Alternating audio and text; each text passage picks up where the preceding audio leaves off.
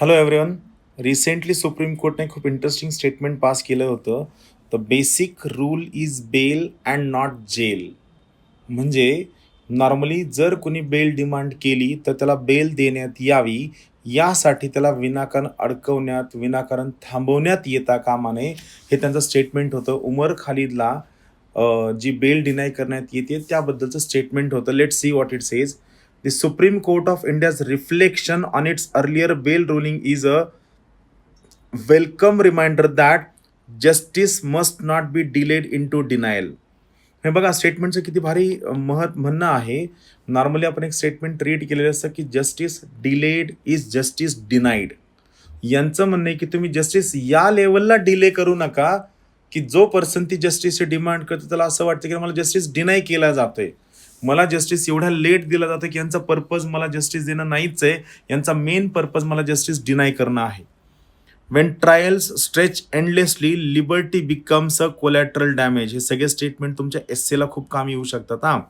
Bell is not mercy but a constitutional right tied to freedom and fairness. म्हणजे प्रत्येक statement मी लिहून ठेवतो. पहिलं स्टेटमेंट, दुसरं स्टेटमेंट, तिसरं स्टेटमेंट, तिन्ही पण तुमच्या आन्सर राईटमध्ये येऊ शकतात.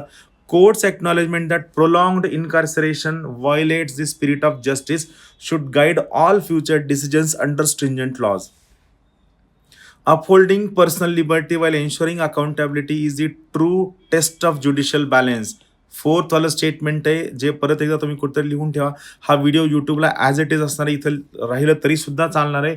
पण हे सगळे स्टेटमेंट तुमच्या आन्सर रायटिंगमध्ये खास करून एस्सेमध्ये असू शकतात. India's great democracy depends on courts that correct themselves and reaffirms that the rule of law protects citizens, not just prosecute them.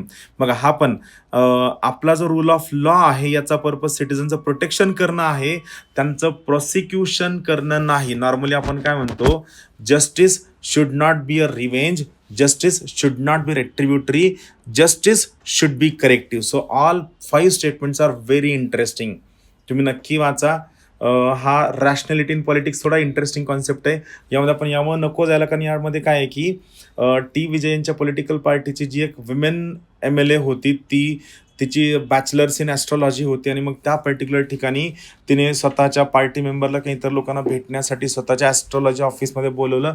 त्याबद्दल होतं की पॉलिटिक्स हे रॅशनॅलिटीवर चालावं, न की तुमच्या डिग्रीवरती, किंवा तुम्ही तुमचा जो डिग्रीचा एजेंडा आहे, आयडिओलॉजी किंवा तुमच्या विम्स अँड फॅन्सीज आहेत विच आर नॉट रॅशनल, त्यामध्ये येता कामा नये. हे थोडंसं वेगळ्या टाईपचं टॉपिक आहे. तुम्हाला वाटलं तर वाचून घ्या, किंवा हवं तर मी वाचून दाखवतो.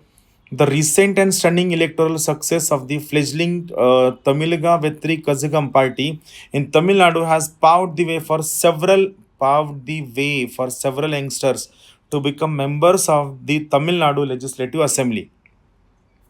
This will naturally encourage more young people to view politics as a career option. That's a positive, which is healthy for democracy. However, what message does a TVK MLA send to youngsters when she claims to hold an honorary doctorate in astrology?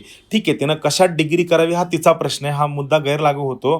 But she conducts meeting with corporation officials who reportedly voluntary met at her astrology consultancy office. हे चुकीचं आहे. म्हणजे तुम्ही लोकांना तुमच्या consultancy ऑफिसमध्ये चुकीचं आहे.